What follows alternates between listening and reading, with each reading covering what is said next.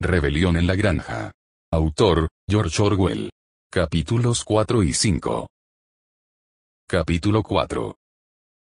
A finales del verano la noticia de lo que había ocurrido en la granja animal se conocía en medio condado.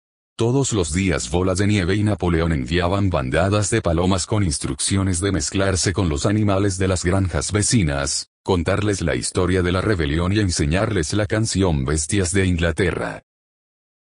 El señor Jones había pasado la mayor parte de ese tiempo en el bar León Rojo de Gillingdon, quejándose ante quien quisiera escucharlo de la monstruosa injusticia que había sufrido al ser expulsado de su propiedad por una panda de animales inútiles.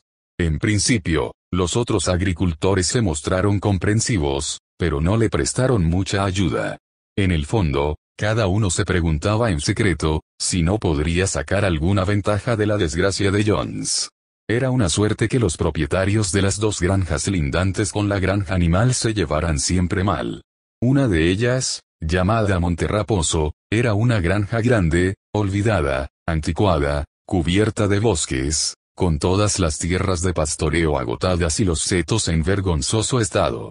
Su dueño, el señor Pilkington, era un hacendado bonachón que pasaba la mayor parte de su tiempo pescando o cazando, según la temporada. La otra granja, llamada Campo Corto, era más pequeña y estaba mejor conservada. Su dueño era el señor Frederick, hombre duro, astuto, metido permanentemente en pleitos y famoso por su capacidad para regatear. Los dos se odiaban tanto que les costaba llegar a acuerdos, aunque fuera en defensa de sus propios intereses. Sin embargo, ambos estaban asustados por la rebelión de la granja animal, y muy interesados en impedir que sus propios animales se enteraran de los detalles. Al principio se lo tomaron en broma y ridiculizaron la idea de que los animales pudieran gestionar la granja. En 15 días habría terminado todo, decían. Hicieron correr el rumor de que los animales de la granja solariega, insistían en llamarla granja solariega, no toleraban el nombre granja animal, estaban todo el tiempo peleando entre ellos y también muriéndose poco a poco de hambre. Cuando pasó el tiempo y fue evidente que los animales no se morían de hambre, Frederick y Pilkington cambiaron de estrategia y empezaron a hablar de las maldades terribles que ahora se cometían en la granja animal.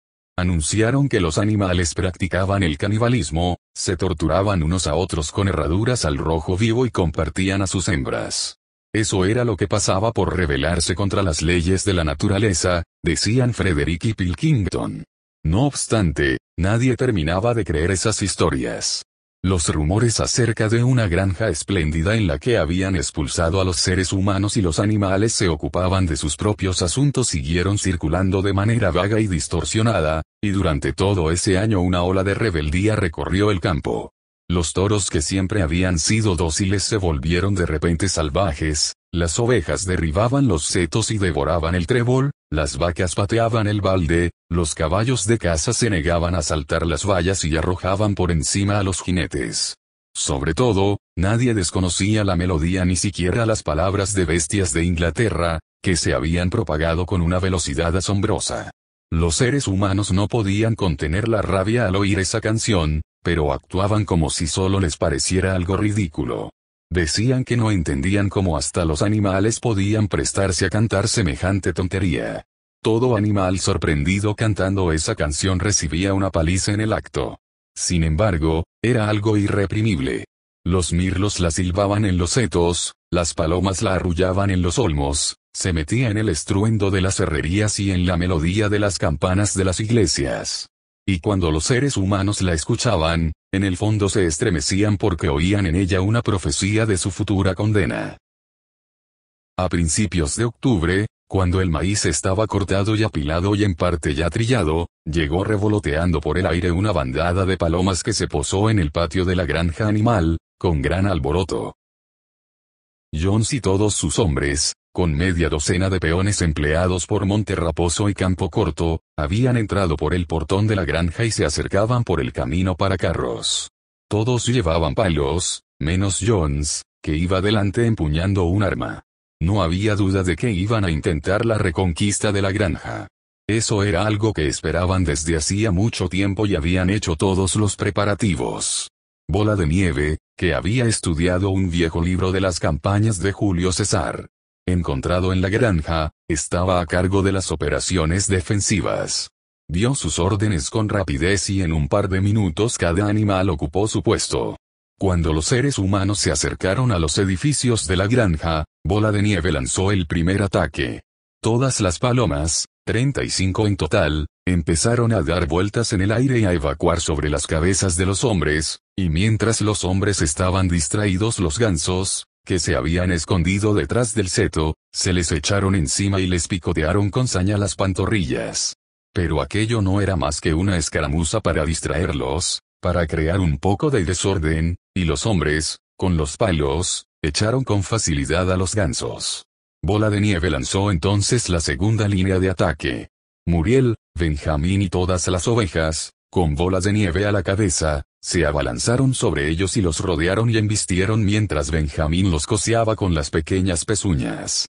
Pero los hombres, con los palos y las botas de suela claveteada, lograron imponerse, y de repente, ante un chillido de Bola de Nieve, que era la señal de retirada, todos los animales dieron media vuelta y huyeron metiéndose por la puerta del corral. Los hombres lanzaron un grito de triunfo. Vieron, imaginaron, que sus enemigos escapaban, y los persiguieron en desorden. Eso era lo que Bola de Nieve esperaba. En cuanto entraron en el corral, los 3 caballos, las 3 vacas y los restantes cerdos, que habían estado al acecho en el establo, aparecieron de repente por la retaguardia, cortándoles la retirada. Bola de Nieve dio la orden de atacar. Él mismo se arrojó sobre Jones. Jones lo vio venir, levantó la escopeta y disparó. Los perdigones dejaron unas rayas sanguinolentas en el lomo de Bola de Nieve y una oveja cayó muerta. Sin detenerse ni un instante, Bola de Nieve arrojó sus 90 kilos contra las piernas de Jones. Jones voló y fue a caer sobre un montón de estiércol y la escopeta se le escapó de las manos. Pero el espectáculo más aterrador era el de Boxeador encabritado sobre las patas traseras y arremetiendo con los enormes cascos cerrados como un semental. Su primer golpe alcanzó en el cráneo a un mozo de cuadra de Monterraposo, que quedó tendido sin vida en el lodo. Al ver eso, varios hombres soltaron los palos y trataron de huir, presas del pánico. Juntos, los animales los persiguieron por todo el corral. Los corneaban, los pateaban, los mordían, los pisoteaban. No hubo un solo animal en la granja que no se vengara de ellos a su manera. Hasta la gata saltó repentinamente de un tejado y aterrizó sobre los hombros de un vaquero, a quien hundió las garras en el cuello, arrancándole un grito horrible. En un momento se abrió la puerta y los hombres aprovecharon para salir corriendo, buscando desesperados la carretera.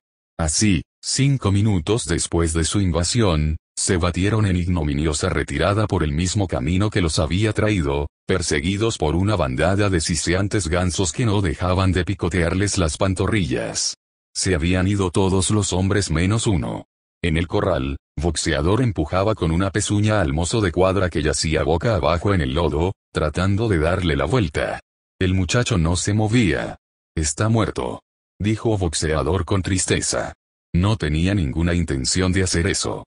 Me olvidé de que llevaba zapatos de hierro. ¿Quién va a creer que no lo hice a propósito?» «Nada de sentimentalismo, camarada», gritó Bola de Nieve, de cuyas heridas seguía manando sangre. «La guerra es la guerra. El único ser humano bueno, es el ser humano muerto. No deseo quitar la vida a nadie, ni siquiera a un ser humano», repitió Boxeador. Tenía los ojos llenos de lágrimas. «¿Dónde está Marieta?», exclamó alguien. Era cierto que faltaba Marieta. Por un momento se alarmaron mucho, temían que los hombres le hubieran hecho algún daño, o incluso que se la hubieran llevado. Pero al final la encontraron escondida en su establo con la cabeza metida en el heno del pesebre. Al oír el disparo de la escopeta había echado a correr. Y cuando volvieron después de buscarla, descubrieron que el mozo de cuadra, que en realidad solo estaba aturdido, se había recuperado y había huido. Muy excitados, los animales habían vuelto a reunirse, y cada uno contaba a voz en cuello sus hazañas en la batalla. De inmediato improvisaron una celebración de la victoria. Izaron la bandera y cantaron varias veces Bestias de Inglaterra. Después organizaron un solemne funeral por la oveja muerta y colocaron encima de su tumba una mata de espino. Junto a la tumba, Bola de Nieve pronunció un pequeño discurso, haciendo hincapié en la necesidad de que todos los animales se prepararan para morir por la granja animal si fuera necesario. Los animales decidieron unánimemente crear una condecoración militar, héroe animal de primera clase, que en el acto fue conferida a Bola de Nieve y Boxeador. Consistía en una medalla de bronce, en realidad eran viejos adornos de latón que habían encontrado en el Guadarnés, para usar los domingos y los días festivos. También crearon héroe animal de segunda clase que, a título póstumo, fue conferida a la oveja muerta. Discutieron mucho qué nombre poner a la batalla. Al final la llamaron Batalla del Establo de las Vacas, ya que era allí donde se había producido la emboscada. La escopeta del señor Jones apareció tirada en el barro, y se sabía que había una provisión de cartuchos en la casa. Se decidió colocar el arma al pie del mástil, como una pieza de artillería, y dispararla 2 veces al año. Una el 12 de octubre, aniversario de la batalla del establo, y otra el día de San Juan, aniversario de la rebelión. Capítulo 5.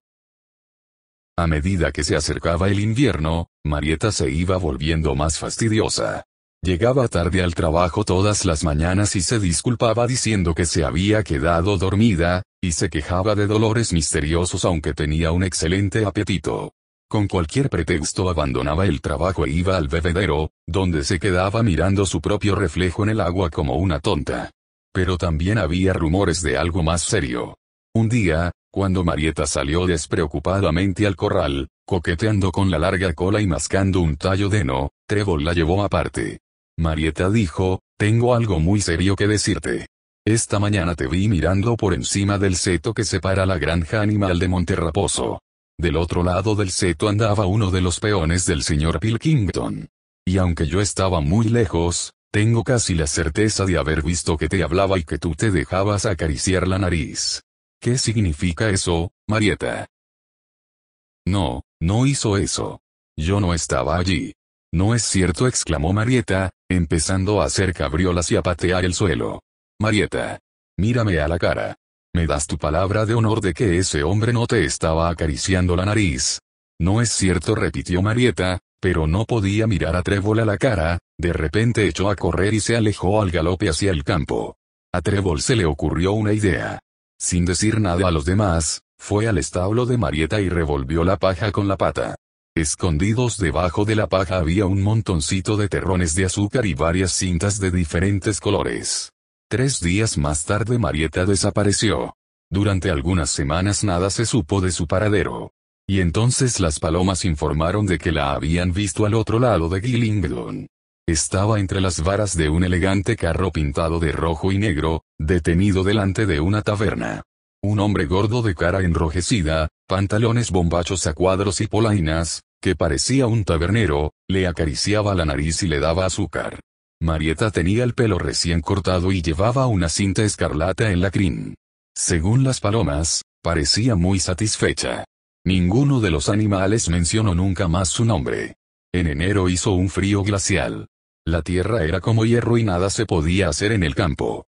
Se celebraron muchas reuniones en el establo principal y los cerdos se ocuparon de planificar el trabajo de la temporada siguiente.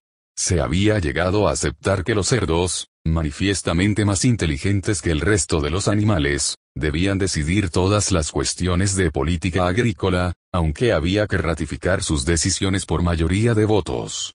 Ese acuerdo habría funcionado razonablemente si no fuera por las disputas entre Bola de Nieve y Napoleón. Discrepaban en cuanto fuera posible discrepar. Si uno proponía sembrar una superficie mayor de cebada, el otro con seguridad exigía una superficie mayor de avena. Y si uno decía que tal o cual campo era perfecto para repollos, el otro declaraba que solo servía para tubérculos. Cada uno tenía sus propios seguidores y había debates violentos. En las reuniones Bola de Nieve obtenía a menudo la mayoría con sus brillantes discursos. Pero Napoleón tenía más capacidad para obtener apoyos en los intervalos. Sobre todo tenía éxito con las ovejas. En los últimos tiempos a las ovejas les había dado por valar, 4 patas, sí, 2 patas, no en cualquier momento, interrumpiendo a menudo la reunión. Se observó que tendían a salir con 4 patas, sí, 2 patas, no en los momentos decisivos de los discursos de Bola de Nieve. Bola de Nieve había estudiado de manera minuciosa algunos viejos números de agricultor y ganadero, que había encontrado en la granja, y estaba lleno de planes para innovaciones y mejoras. Hablaba con autoridad sobre el drenaje de los campos, el ensilaje y el tratamiento de la basura, y había elaborado un complicado proyecto para que todos los animales dejaran su estiércol directamente en los campos, en un lugar diferente cada día, para ahorrar el trabajo de acarreo. Napoleón no presentaba proyectos propios, pero por lo bajo andaba diciendo que los de Bola de Nieve no servirían para nada, y parecía estar esperando el momento oportuno.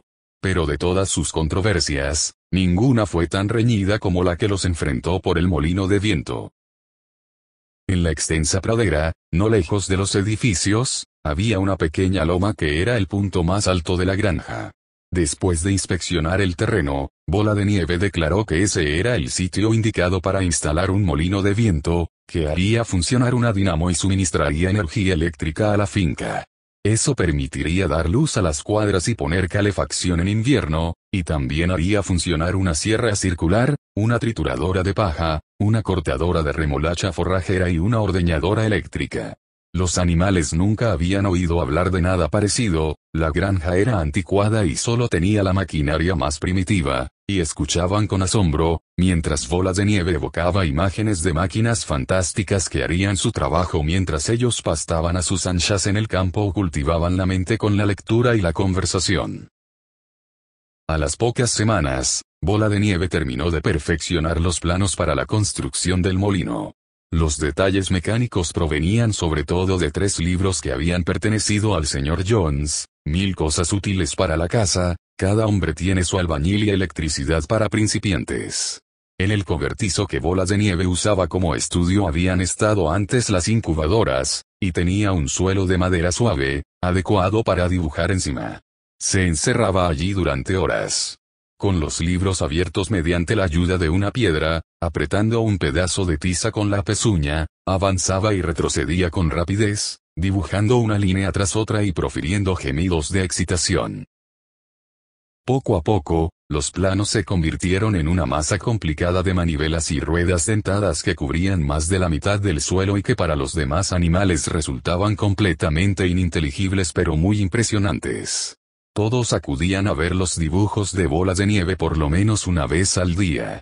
Hasta las gallinas y los patos iban, y se esforzaban por no pisar las marcas de tiza. Solo Napoleón se mantenía al margen. Desde el principio se había declarado contrario al molino de viento. Sin embargo, un día apareció de manera inesperada para examinar los planos. Caminó pesadamente por el cobertizo, observando de cerca cada detalle y olfateándolo un par de veces antes de quedarse un rato contemplándolo por el rabillo del ojo. De repente levantó la pata, orinó sobre los dibujos y salió sin pronunciar una palabra. La granja entera estaba profundamente dividida por el tema del molino de viento. Bola de Nieve no negaba que la construcción sería una empresa difícil.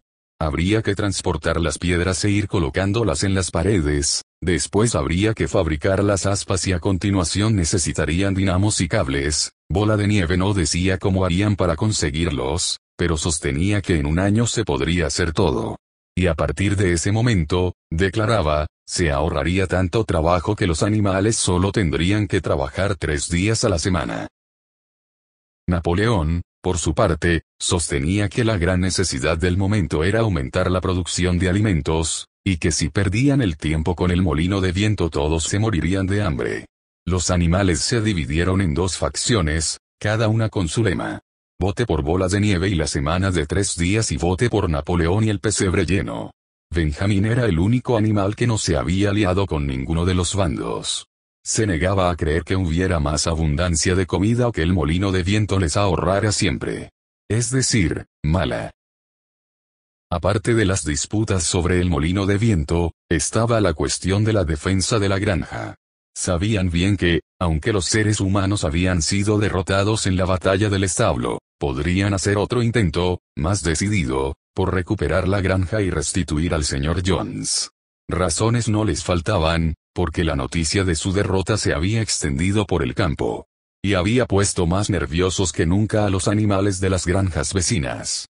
Como de costumbre, Bola de Nieve y Napoleón estaban en desacuerdo. Según Napoleón, lo que los animales debían hacer era conseguir armas de fuego y aprender a usarlas. Según Bola de Nieve, debían enviar cada vez más palomas y provocar la rebelión de los animales de las otras granjas. El primero argumentaba que si no podían defenderse serían fatalmente conquistados y el segundo argumentaba que si se producían rebeliones en todas partes, no necesitarían defenderse. Los animales escuchaban primero a Napoleón y después a Bola de Nieve y no sabían a quién dar la razón. De hecho, siempre estaban de acuerdo con el que hablaba en ese momento. Por fin llegó el día en el que quedaron terminados los planos de Bola de Nieve. En la reunión del domingo siguiente se sometería a votación el proyecto de construcción del molino de viento. Cuando los animales estuvieron reunidos en el establo principal, Bola de Nieve se levantó y, a pesar de algunas interrupciones por los balidos de las ovejas, expuso sus razones para defender la construcción del molino. Después Napoleón se levantó para responder. Dijo, sin levantar la voz, que el molino era una tontería, aconsejó que nadie votara por él y enseguida volvió a sentarse, apenas había hablado 30 segundos y parecía indiferente al efecto de sus palabras. Al oírlas, Bola de Nieve se levantó de un salto, hizo callar con un grito a las ovejas, que habían empezado a balar de nuevo, e inició un apasionado llamamiento en favor del molino de viento. Hasta ese momento las simpatías de los animales habían estado casi repartidas por igual, pero por un instante la elocuencia de Bola de Nieve los había entusiasmado. Con frases brillantes pintó un retrato de cómo sería la granja si los animales no tuvieran que soportar el peso del sórdido trabajo. Ahora su imaginación iba mucho más allá de las trituradoras de paja y las cortadoras de nabos. La electricidad, decía, podría hacer funcionar trilladoras, arados, gradas, rodillos, segadoras y empacadoras, además de dar a cada establo su propia luz eléctrica, agua caliente y fría y calefacción. Cuando terminó de hablar, no había ninguna duda sobre el resultado de la votación. Pero en ese momento Napoleón se levantó, echó una extraña mirada de reojo a Bola de Nieve y lanzó un chillido estridente como nadie le había conocido jamás. De repente se produjo un terrible aullido fuera, y 9 perros enormes con collares tachonados de clavos entraron violentamente en el establo. Se lanzaron directamente hacia Bola de Nieve, que apenas logró saltar a tiempo para escapar de sus colmillos. En un instante salió por la puerta, perseguido por los perros. Demasiado asombrados y asustados para hablar, los animales se apiñaron en la puerta para observar la persecución. Bola de Nieve corría por las largas tierras de pastoreo que llevaban a la carretera. Corría como solo un cerdo puede correr, pero los perros le pisaban los talones. De repente resbaló y pareció que ya le darían alcance. Se levantó y siguió corriendo más rápido que nunca, mientras los perros acortaban la distancia. Uno de ellos casi logró atrapar con la mandíbula la cola de Bola de Nieve, pero Bola de Nieve la apartó a tiempo. Después hizo un esfuerzo adicional y, con unos centímetros de ventaja, se escabulló por un agujero que había en el seto y no se lo vio más. Silenciosos y aterrorizados, los animales volvieron cabizbajos al establo. En un instante reaparecieron los perros. Al principio nadie entendía de dónde habían salido esas criaturas, pero pronto se resolvió el problema. Eran los cachorros que Napoleón había quitado a sus madres y criado de manera particular. Aunque todavía no eran totalmente adultos, tenían un tamaño enorme y aspecto de lobos feroces. Se acercaron a Napoleón y se vio que le meneaban la cola como solían hacer los otros perros con el señor Jones. Napoleón, acompañado por los perros, subió hasta la parte elevada del suelo desde donde había pronunciado su discurso el comandante. Anunció que a partir de ese momento no habría más reuniones los domingos por la mañana. Eran innecesarias, dijo, y una pérdida de tiempo. En el futuro todas las cuestiones relativas al funcionamiento de la granja serían resueltas por un comité especial de cerdos presidido por él mismo. Ese comité se reuniría a puertas cerradas y después comunicaría sus decisiones a los demás.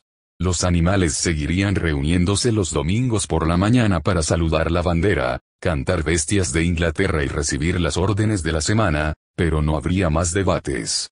A pesar de la conmoción provocada por la expulsión de Bola de Nieve, ese anuncio consternó a los animales. Varios de ellos habrían protestado si hubiesen podido encontrar los argumentos adecuados. Hasta Boxeador estaba algo perturbado. Echó las orejas hacia atrás, sacudió varias veces la crin y se esforzó por poner en orden los pensamientos. Al final no se le ocurrió nada que decir. Pero algunos de los cerdos eran más elocuentes. 4 cochinos jóvenes situados en la primera fila lanzaron estridentes chillidos de desaprobación, y los 4 se pusieron de pie y empezaron a hablar al mismo tiempo. De repente, los perros sentados alrededor de Napoleón soltaron unos gruñidos graves y amenazadores y los cerdos callaron y volvieron a sentarse. Entonces las ovejas se pusieron a balar con tremenda fuerza 4 patas, sí, 2 patas, no. El griterío se prolongó durante casi un cuarto de hora y puso fin a cualquier posibilidad de discusión. Después enviaron a Chillón a recorrer la granja para explicar las nuevas disposiciones a los demás. Camaradas, decía, confío en que todos los animales aprecien el sacrificio que ha hecho el camarada Napoleón al asumir esta nueva tarea. No imaginéis, camaradas, que el liderazgo es un placer. Por el contrario, es una honda y pesada responsabilidad. Nadie cree con más firmeza que el camarada Napoleón en la igualdad de todos los animales. Le encantaría dejar que vosotros tomarais vuestras decisiones. Pero a veces podríais equivocaros, camaradas, ¿y qué pasaría entonces? ¿Qué pasaría, por ejemplo, si hubierais decidido apoyar a Bola de Nieve y su estupidez sobre los molinos de viento? A Bola de Nieve, que, como ahora sabemos, no es más que un criminal. Luchó con valentía en la batalla del establo de las vacas, dijo alguien. La valentía no basta, dijo Chillón. La lealtad y la obediencia son más importantes. Y en cuanto a la batalla del establo de las vacas, creo que llegará el momento en que descubriremos que la participación de Bola de Nieve se exageró mucho. Disciplina, camaradas, disciplina de hierro. Esa es hoy la consigna. Un paso en falso y los enemigos se nos echarán encima. Estoy seguro, camaradas, de que nadie desea que vuelva Jones. De nuevo, ese argumento era incontestable. Los animales no querían, por supuesto, que volviera Jones, y si la celebración de debates domingueros podía conducir a su regreso, debía suspenderse. Boxeador, que había tenido tiempo para reflexionar, expresó el sentimiento general con estas palabras: si el camarada Napoleón lo dice, debe de ser cierto. Y adoptó la máxima, Napoleón siempre tiene razón, que añadió a su lema personal, trabajaré más duro. A esas alturas el tiempo había cambiado, y los trabajos de labranza habituales en la primavera estaban comenzando. El cobertizo donde Bola de Nieve había dibujado los planos del molino de viento estaba cerrado. Y se suponía que los planos habían sido borrados del suelo. Todos los domingos a las 10 de la mañana los animales se reunían en el establo principal, para recibir las órdenes semanales. Habían desenterrado de la huerta el cráneo del viejo comandante, ahora despojado de la carne, y lo habían colocado sobre un tocón, al pie del mástil, junto a la escopeta. Después de izar la bandera, los animales tenían que desfilar por delante del cráneo de manera reverente antes de entrar en el establo. Ahora no se sentaban todos juntos como en otra época. Napoleón, con Chillón y otro cerdo llamado Minimus, que poseía un extraordinario don para componer canciones y poemas, se sentaba en la parte delantera de la plataforma elevada, con los 9 perros jóvenes formando un semicírculo alrededor y los otros cerdos sentados detrás. Los demás animales se sentaban frente a ellos en el cuerpo principal del establo. Napoleón daba lectura a las resoluciones de la semana en un áspero estilo militar, y después de cantar una sola vez Bestias de Inglaterra, todos los animales se dispersaban. El tercer domingo después de la expulsión de Bola de Nieve, los animales se sorprendieron bastante, al oír a Napoleón anunciar que después de todo, se construiría el molino de viento. No explicó por qué había cambiado de idea, pero advirtió a los animales de que esa tarea adicional implicaría un trabajo muy duro. Incluso podrían llegar a tener que reducir las raciones. Pero los planos estaban preparados hasta el último detalle. Un comité especial de cerdos había estado trabajando en ellos durante las 3 últimas semanas. Se calculaba que la construcción del edificio, con algunas otras mejoras, llevaría 2 años.